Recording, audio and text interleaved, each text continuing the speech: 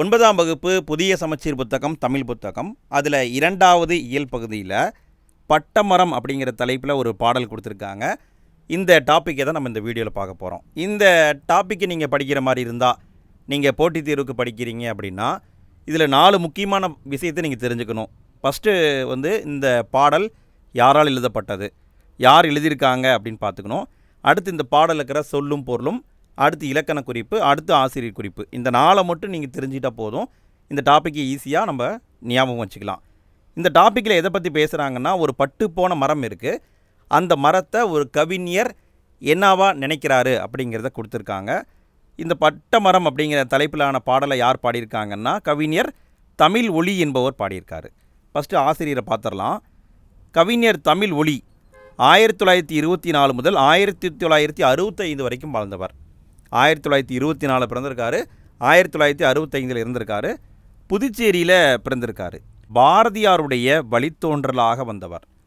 அதாவது பாரதியாருடைய பரம்பரை, அந்த பரம்பரையில் வந்தவர். பாரதிதாசனுடைய மாணவராக இருந்தவர். மக்களுக்காக நிறைய படைப்புகளை வெளியிட்டிருக்காருங்க. அந்த நூல்கள் ரொம்ப முக்கியம். இந்த பேரை கொடுத்து யார் எழுதுனாங்க அப்படின்னும் கேட்கலாம்.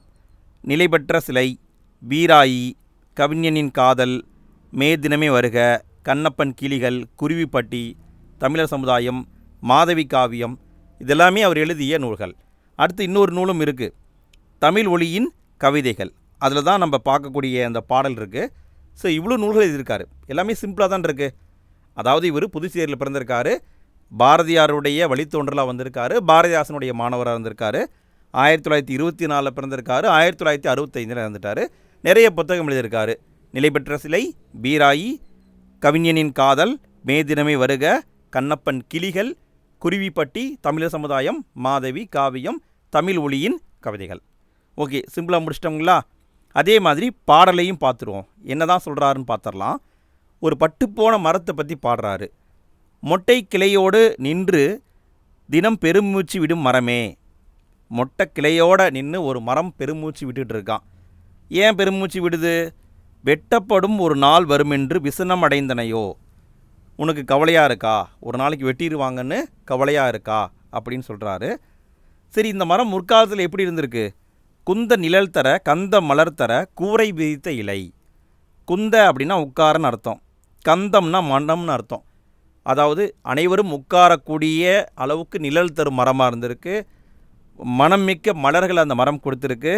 அதனுடைய கூரை, அதாவது அதனுடைய அந்த இலையானது கூரை விரித்த மாதிரி இருந்திருக்கு. இப்படிப்பட்ட பசுமையான மரம் இன்று பட்டு போய்விட்டது. வெந்து கருகிட இந்த நிறம் வர வெம்பி குனைந்தனையோ. அதாவது நீங்கள் இதை பார்த்து ரொம்ப வருத்தப்படுறையா அப்படின்னு கேட்குறாரு. கட்டை என்னும் பெயர் உற்று கொடுந்துயர் பட்டு கருகினையே. அதாவது உன்னை இப்போ என்ன சொல்கிறாங்க, கட்ட மரம் சொல்கிறாங்க. அந்தளவுக்கு நீ கருகிட்ட அப்படின்றாரு. பட்டை என்னும் உடை இற்று கிழிந்து எழில் முற்றும் இழந்தனையே. அதாவது உன்னுடைய உடையாக இருப்பது பட்டை. அந்த பட்டையே இப்போ என்ன ஆகுது, உறிஞ்சு உறிஞ்சு வந்துடுது. ஸோ அப்படிப்பட்ட உன்னுடைய உடையே கிழிந்த மாதிரி இப்போ ஆயிட்ட அப்படின்னு சொல்கிறாரு. காலம் என்னும் புயல் சீறி எதிர்க்க கலங்கும் ஒரு மனிதன் ஓலமிட்டகரம் நீட்டிய போல் இடர் எய்தி உழன்றனையே.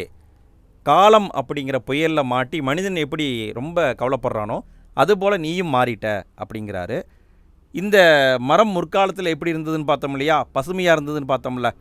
அப்போ பாடும் பறவைகள் கூடி உனக்கு ஒரு பாடல் புனைந்ததும், மூடு பனித்திரையோடு புவிக்கு ஒரு மோகம் கொடுத்ததும், ஆடும் கிளை மிசை ஏறி சிறுவர் குதிரை விடுத்ததும், இதெல்லாமே நடந்திருக்கு. பறவைகள் எல்லாமே சேர்ந்து இந்த மரத்துக்கு ஒரு பாடல் பாடியிருக்கு. அப்புறம் சிறுவர்கள் அந்த கிளை மேலே ஏறி குதிரை ஆடியிருக்காங்க. இப்படிலாம் இருந்தது. இதெல்லாமே பார்த்தோம்னா ஏடு தரும் கதையாக முடிந்தது. இன்று வெறும் கனவே. இதெல்லாமே முடிஞ்சு போச்சு, வெறும் கனவாகத்தான் இப்போ இருக்குது அப்படின்னு கவிஞர் அவருடைய கருத்தை சொல்லியிருக்காரு. இதில் இருக்கிற சொல்லும் பொருளும் அப்படின்னு பார்க்கும்போது, குந்த அப்படின்னா உட்காரன்னு அர்த்தம், இதை கேட்க வாய்ப்பில்லை. கந்தம் அப்படின்னா மனம்னு அர்த்தம், மிசைனா மேல்னு அர்த்தம், விசனம்னா கவலைன்னு அர்த்தம். கந்தம் அப்படிங்கிறது மட்டும்தான் புதுசாக இருக்குது. கந்தம்னா மனம் பார்த்துக்கோங்க, மிசைனா மேல்னு அர்த்தம். சரி, இங்கே நான் ஒரு கேள்வியை கேட்குறேன் ஃப்ரெண்ட்ஸ். பழைய சமச்சீர் புத்தகம் படித்தவங்களுக்கு தெரியும், ஔவையார் பாடலில் மிசைனா மேலே அப்படிங்கிற அர்த்தம் இருக்கும். பள்ளத்துக்கு இன்னொரு அர்த்தம் இருக்குது, அதாவது கீழே பள்ளம் அப்படிங்கிறதுக்கும் இன்னொரு சொல் இருக்குது. அது என்னங்கிறது தெரிஞ்சால் கமெண்ட்டில் பதிவு பண்ணுங்கள். அடுத்து இலக்கண குறிப்புன்னு பார்க்கும்போது வெந்து, வெம்பி, எய்தி எல்லாமே வினை எச்சங்கள். அதாவது வினை வந்து எச்சமாக நிற்கிது, அதாவது முடிவு பெறல எச்சமாக நிற்குது. மூடு பனி, ஆடும் கிளையெல்லாம் வினைத்தொகை 3 காலத்துக்குமே வரும். வெறுங்கனவு என்பது பண்புத்தொகை.